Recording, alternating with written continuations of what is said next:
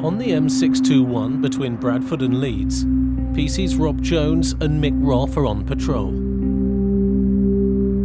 They're part of the Yorkshire and the Humber Regional Roads crime team. Their job is to target and disrupt criminal activity on the roads.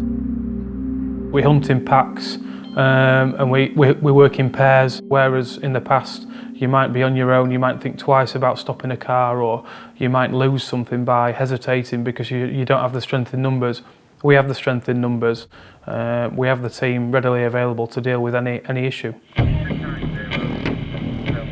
They're ordered into Bradford, where a car linked to a burglary is being pursued through the city. But the local patrol cars have lost it. Now it's up to Rob and Mick, teamed up with another unmarked car to track it down. All we have to go on there, we had a partial registration and not much else really. So really, strength in numbers, there was lots of us about. We just flooded the area, hoping that this car would appear at some point. Almost immediately, they come across a car fitting the description. Right. Corsa, Jones, it? 57. About right here, just now. Stick, baby. Just in case. Silver Corsa here, mate. In and out. This is going to be it. The tension's building until you get close to it and you see, yeah, that's the car that we're after, that's the one we're interested in. XW X-ray Tango. This is it. This is 5-6. In this situation, the cops are trained to manoeuvre one of their vehicles ahead of the car and force it to stop. Ideally, I'd like to have used two vehicles to, even if we have to make contact with it, to stop it. But just as they attempt to make the stop, the radio link between the two police cars fails. This is it, Lima Mike 1-2. This is it, Ross. With the comms dropping out for those few seconds, meant we couldn't get his heads together and work out what we were going to do. The delay allows the driver of the car to work out what's going on, and he puts his foot down.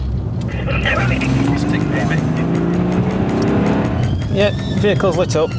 This guy is going to drive like a lunatic. We are in a pursuit situation.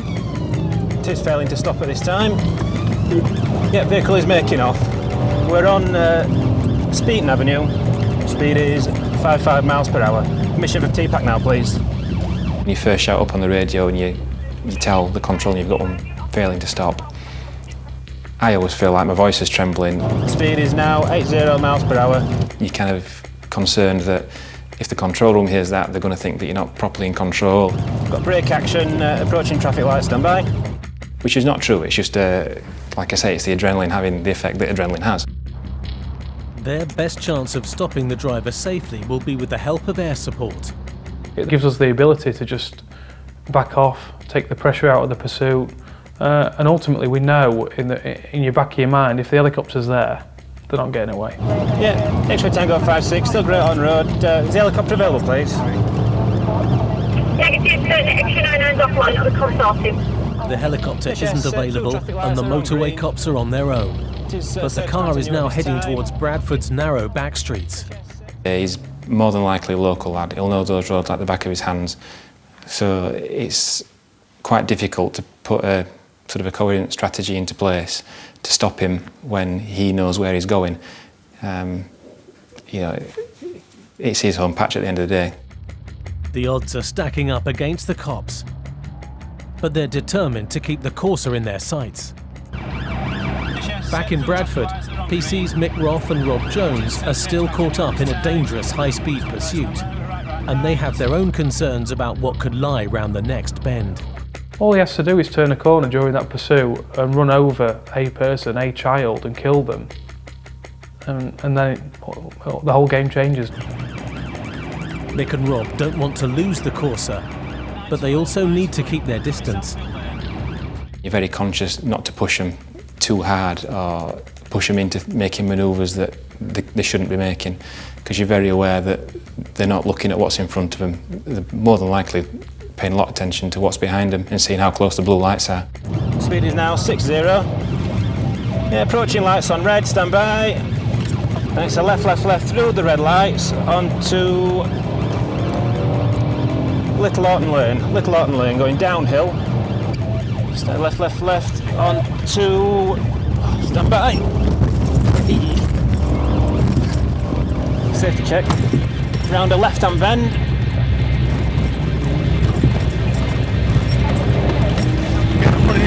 Decamp. Go on. Stand still! What's he dropped? One runner. Me and Ross are together. He can run all he likes, he's not going to kill anybody running. Whereas if he carries on driving like he was in the car, the chances are, at some point, he's going to have an accident. No, I've gone to ground on the side alley off of where we lost him. Over here, decamp.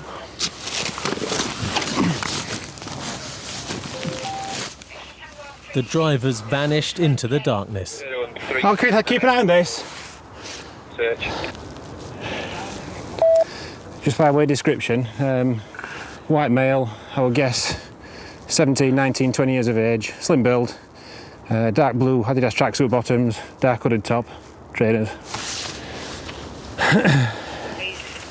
Where this lad's run, the last road I gave, there's a school to the offside that we're running up, or it appears to be a school.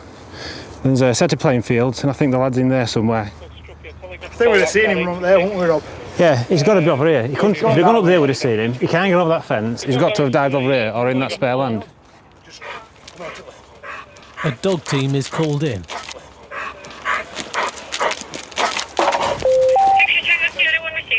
But they're too late to help. There's no indications at all leading into that area. All units on to resume unless there's any further requests. Thank you. 634, that's all we see. Thank you very much. It stings, the fact that they've got away, because you always think, what if we'd have had another 5 minutes and we could have got people and boxed it? What if I'd have done this? What if I'd have done that? And I think if you don't do that, you become complacent and it doesn't make you as sharp, and you're not as committed anymore. So I think it's good to have that sting to say, next time I will be better, next time I will do better. The driver jumped out of the car when it was still moving, and it's been badly damaged. He's come to decamp here, door open, and just smashed it into. He's jumped out, and that's carried on and into the lamppost. Good job, well done. Let's just thought we'd get him now. He's made a mess, hasn't he? Right. The car he was in is displaying one registration plate. The tax disc in that car, he's displaying another. So I'm tipping the chances are it's a stolen car. I've not had a chance to check the registration plate on the tax disc yet, but like I said, the presumption is it's a stolen car. Why else would you change the plates? It's been doing burglaries, quite a common thing to do. That way the vehicle can't be traced. So again, it's another line of inquiry. We'll see how far we get.